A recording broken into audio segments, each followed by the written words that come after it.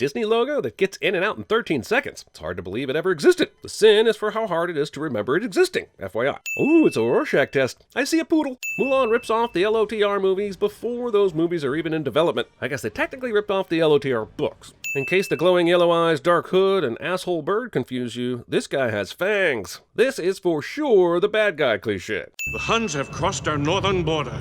Impossible! No one can get through the Great Wall! Not believing what you're told because of folklore. Forgive me, Your Majesty, but I believe my troops can stop him. A single grain of rice can tip the scale. Even super inexperienced rice that might get others killed through naivete or incompetence?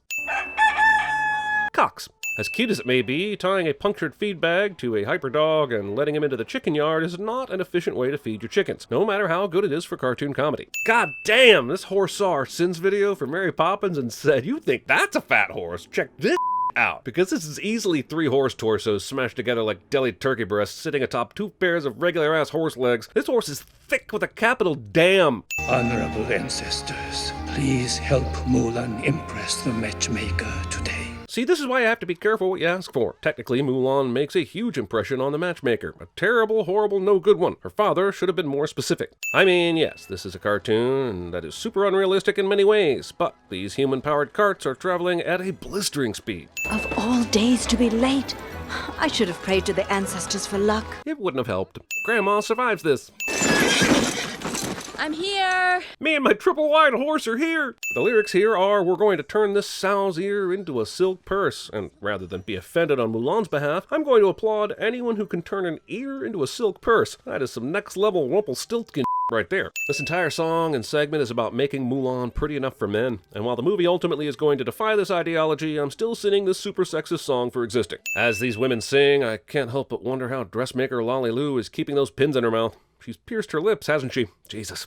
An apple for serenity. Serenity? More like Sinrenity, am I right? Too skinny. Body shaming. Put it out! Put it out! Put it out! Mulan throws piping hot liquid on the matchmaker's face and somehow puts out the fire on her ass. You may look like a bride, but you will never bring your family honor. How can they trust this important stuff to someone that is so easily biased? Also, this is like trusting a bunch of rich white dudes to pick the next pope. I mean, damn, that is one amazing makeup wipe. Does Mulan know how much money she could make if she marketed this? One swipe makeup remover. So powerful, so advanced that the makeup is gone. She sings, "When Will My Reflection Show?" while her reflection is showing in about 9 of these tombstone 10 commandment stones. You would do well to teach your daughter to hold her tongue in a man's presence. Mulan, you dishonor me. Bad lessons. This is where she chose to sleep during a rainstorm. You must go after her. She could be killed. If I reveal her, she will be. Well, that seems convenient, at least for story purposes. Ancestors, hear our prayer. Watch over Mulan. They sure trust in these ancestors, and so far, I gotta say, they've not done much. I mean, I think Mulan is pretty great. She jumps on posts and doesn't pour tea well, which I can relate to. But I'm getting the vibe that she's basically a up in her society, and her ancestors would know that. So what is their motivation for helping her? Also, it seems like one of Mulan's biggest issues is that her grandmother is sort of enabling her. She's the reason for the wacky cricket, and for encouraging Mulan to climb the roof and overhear the talk of war. Maybe the ancestors should formally accept Grandma into their ghostly ranks, and then everyone would be better off. What? I just said what everyone was thinking. No one will be seated during the scene where a bunch of ghosts argue over who owns the rights to Mulan. Your misguidance led Farthane to disaster. Yeah, thanks a lot. Well, now I have questions. If the ghosts of the ancestors show the gory way in which they died, does that mean that Mr. No-Head here is the only family member to die a tragic death? Everyone else seems whole and elderly. Surely someone died in a funky way, and I demand to see a ghost who choked on a dumpling. So they send the tiny real dragon to wake up the giant stone dragon, and this goes on for some time. Hello? Hello? Hello? Is this happening on our plane of existence? If so, shouldn't the family be able to hear all the ruckus? I'm the great stone dragon. This works. Ah, my elbow. Your elbow? Not the rest of you that appears to be crushed beneath this massive stone, but the bit of you that seems to have been spared? Makes sense, sure. I make Mulan a war hero and they'll be begging me to come back to work. That's the master plan. Oh, you done it now, man. Jiminy Cricket, this is some expositional bull. this eagle isn't saving all the heroes right now. Because how would we know it's a bad guy if the bad guy's horse didn't have fangs? This is Halloween. This is Halloween. By building his wall, he challenged my strength. This is the global politics version of she blocked me on Twitter, so she must want me to keep pursuing her. Who am I fooling? I mean, you haven't met anyone yet, so technically nobody, but with zero effort to fool anyone yet, your discouragement over the ruse is premature. Because if the army finds out you're a girl, the penalty is death! That's racist. My eyes can see straight through your armor. Oh! All right, that's it. Dishonor. Dishonor on your whole family. I'm sorry. I'm sorry. Making the victim apologize for your inappropriate behavior. They're disgusting. Men, in general, are not disgusting, but this chopstick flick fest is absolutely f***ing nasty. Punch him is how men say hello. Oh, Yao. You made a friend. The girls in the audience may be thinking, girl power, but the boys in the audience are getting all sorts of f***ed up messages on this one. I will take the main troops up to the Tung Shao Pass and stop Shan Yu before he destroys this village. He will not. Soldiers! He started it. How did they coordinate that? You know how it is when you get those manly urges, and you just gotta kill something. This is almost as sexist as the movie's main message is anti-sexist. I've got a name. And it's a boy's name, too. Super giant red flag is basically not noticed by anyone that should have noticed it. Spitting. Look, you get porridge, and it's happy to see you. But also 2 eggs and a nice strip of bacon. You buried the lead. Force feeding. He sings, Mr. I'll make a man out of you, and good luck. Hunky Guy sings, once you find your center, you are sure to win. And that's some bull. Mushu is a filthy cheater. Cool 3-week training montage, but how did she manage to conceal peeing or being on her menstruation cycle? And sure, maybe she was training in that perfect window of time where she didn't have to worry about her period. But I have it on good authority that periods tend to start at the worst time. So for sure, she would have started and it would have been just as she kicks him in the face. Shan Yu is addicted to trees. White horsehair. Imperial stallions. Or an elderly person? A white goat? Bruce Almighty Moon in the house, y'all. Stand watch, Mushu, while I blow our secret with my stupid girly habits. Hygiene. Okay, first of all, that's sexist. Second of all, since when is hygiene a girly thing as opposed to just a cleanliness thing? What is the deal with heart boxers in a Disney movie? Would any of these men really have this iconography on their underpants? Not likely. I hope Raja bites the writers on their way out of the writing room. Boy, that was close. No, that was vile. You just poo-pooed hygiene though, dog. I never want to see a naked man again. My college girlfriend said the same thing to me after our first time, but she was being sarcastic, right? We're supposed to be annoyed by this guy, but consider this. He stood like this for hours while this portrait was painted just so he could have the fanboy moment captured for all time. That is dedication on a nerd level we should all appreciate. This is the army. Make it sound more urgent, please. You know what I'm talking about? Why don't you just tell the bug what to write? Also, I thought Mushu was just going to change the dude's report to reflect that the trainees were ready, but he full-on orders them to war with a forged document, and that seems stupid dangerous. Urgent news from the general.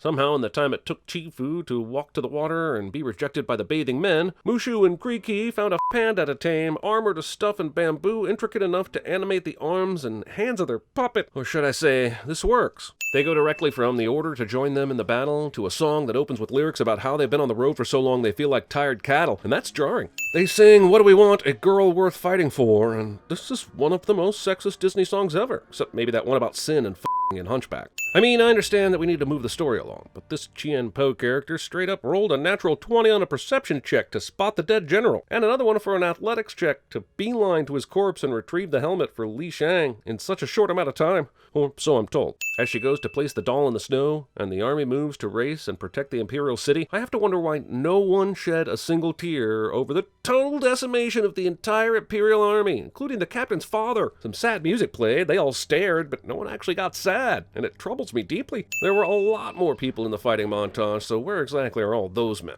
These are the most conveniently stormtrooper-like arrows ever. Mushu is a god. Well, the Huns have the high ground, so I hope your heroes peace out and live to fight another day just like Anakin did. Aim the cannon at Shan Yu. The single general way out in front, so that when you miss him, the cannon shot will have been completely wasted. It's genius! Mulan! Man, you are one lucky bug.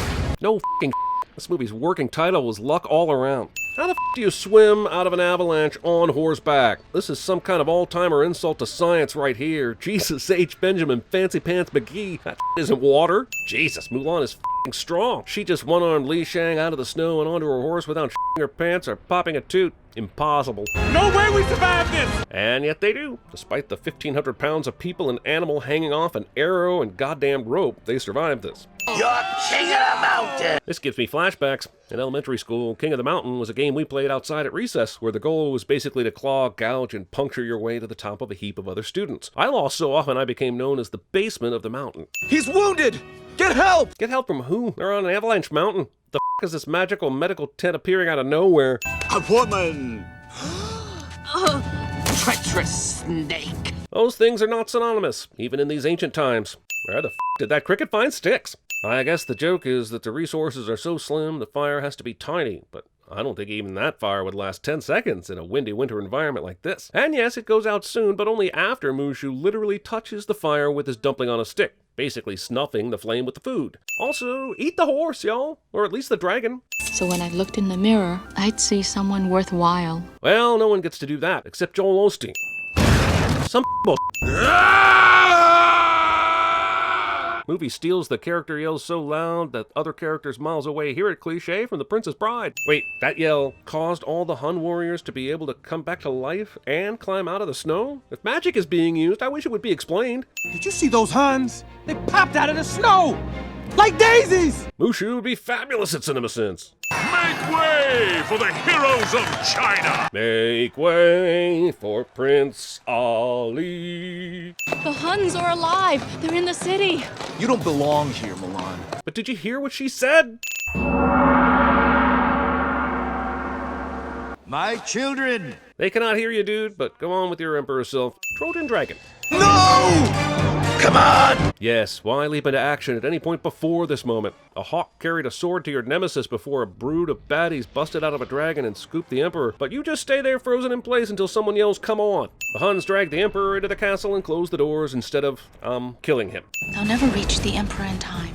Yeah, you better go get them. Find costumes that fit perfectly, apply makeup, and be sure the scarves will bear your weight as you scale the columns, because this will be much faster than battering down a door with a massive statue. Your walls and armies have fallen, and now it's your turn. Oh, I guess they want to kill him publicly to make everyone sad? Do they need to do this to hold power here? Why couldn't they have killed him down on the ground floor, put his head on a spike, and called it a day? The director said, let's have a partially eaten apple fall out of this cross-dressing warrior's crotch. It will waste time and make everyone feel like an asshole. Bow to me! Now you want him to bow to you? Up here? With no one looking? This guy has weird f***ing goals, man. I thought he was just going to behead the Emperor on the balcony and let his head fall down into the crowd, but now we've shifted back indoors for a more personal...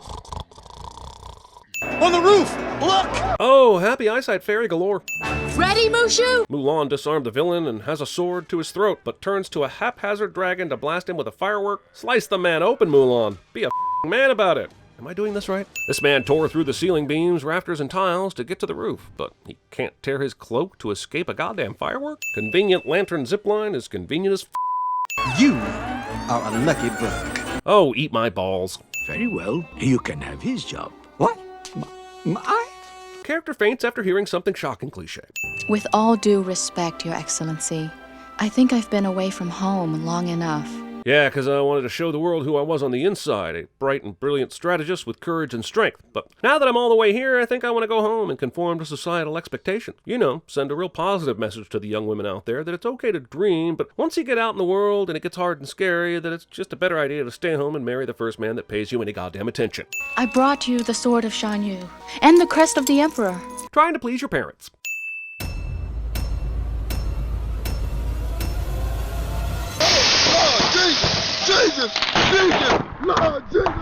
Make sure you click that bell icon. Sellouts. But clicking the little bell icon is how you make sure you get notified every time we release a video. So click it.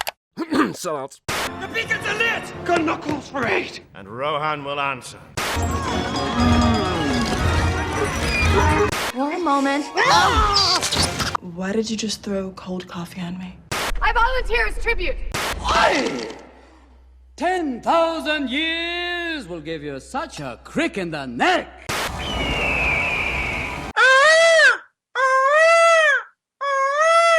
In the morning, I'm making waffles. Hope in the form of glorious combat. Battle is the great redeemer.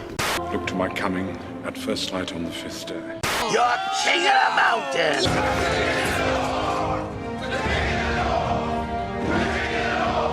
My friends, you bow to no one.